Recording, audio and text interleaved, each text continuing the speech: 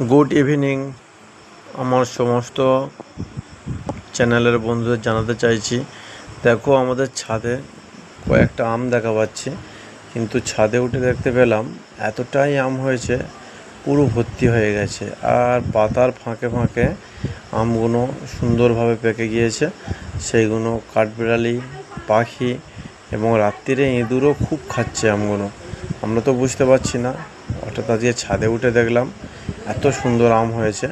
খুব সুন্দর আম, খুব মিষ্টি। তাই জন্যেই এতটাই মিষ্টি, তাই জন্য পাখিরা যে যার মতো খেতে ব্যস্ত আছে।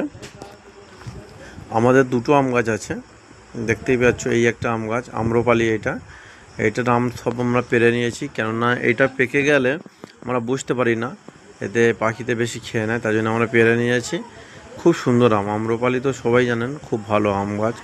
আর আমাদের এই জামরুল গাছটা দেখতে পাচ্ছ, পাতার ভিতরে খুব সুন্দর জামরুল হয়ে আছে। বাড়ির বাচ্চাগুলো তো